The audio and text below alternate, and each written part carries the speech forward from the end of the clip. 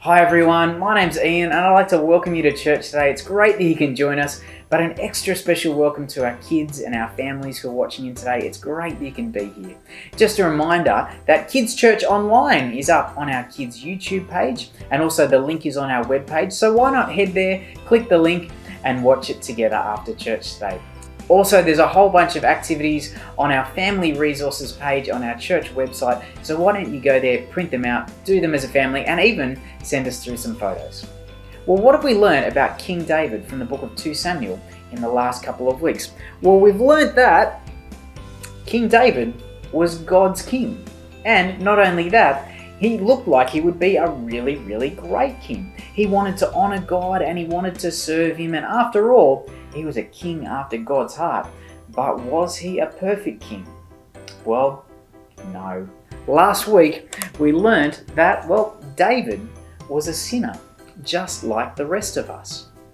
We learnt that David's sin was a bit like dominoes. Do you remember it?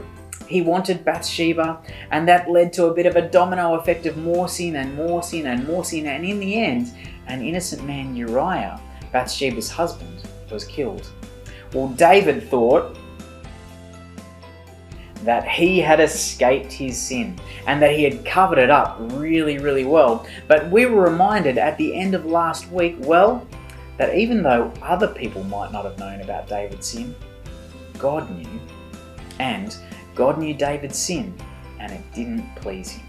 Well, what would God do about all this?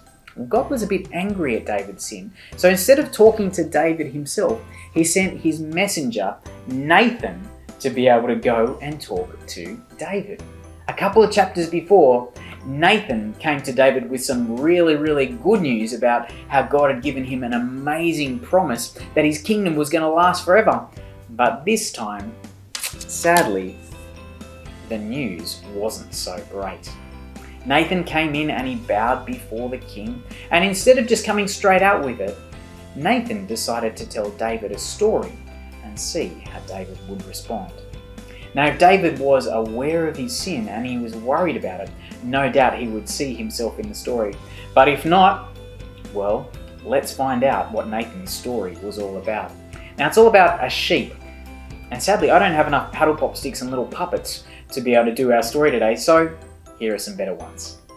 Nathan said, "There once lived two men."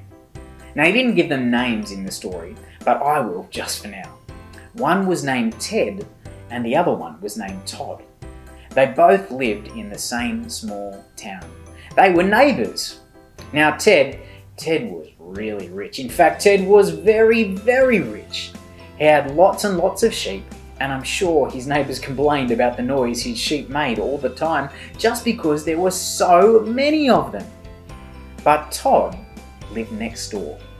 Unlike Ted, Todd didn't have a lot of money. In fact, he had very little.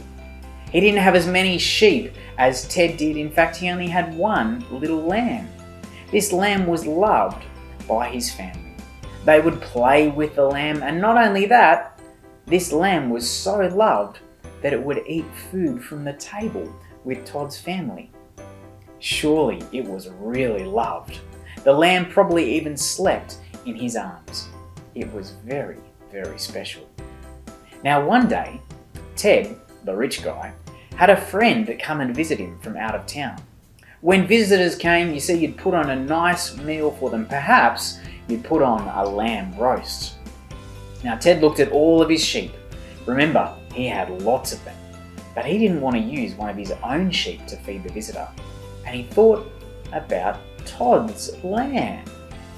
So when Todd was not looking, Ted went next door and he took the lamb.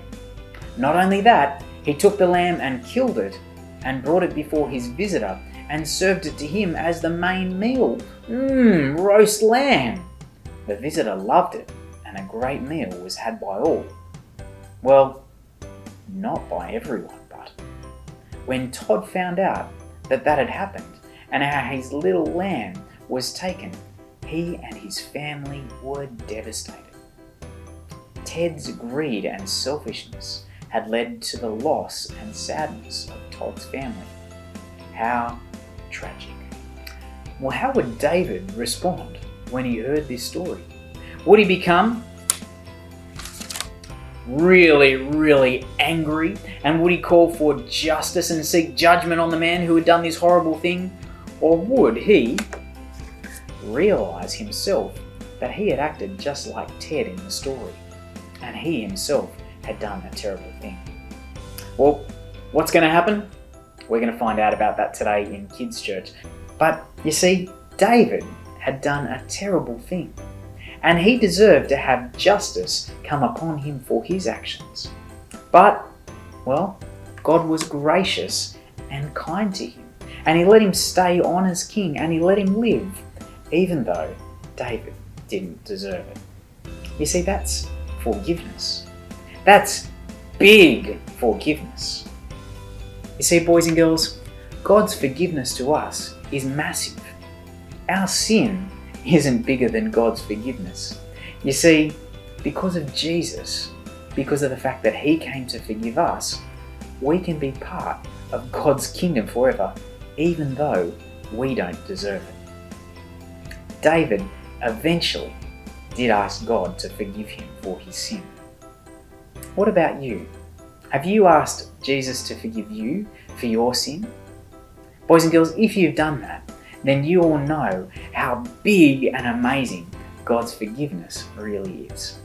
Well, I think that it would be a good thing for all of us today to be able to ask God for forgiveness now for all our sin, knowing that we are forgiven and loved and welcomed by Jesus. So how about we do that together? Let's pray. Dear God, we know that we are just like David. We know that we sin. We're sorry for our sin. Please forgive us and help us live with Jesus as our King. Thank you so much that Jesus came and died for us to bring us forgiveness so that we can be friends with you forever. Amen. All right, we'll see you in Kids Church.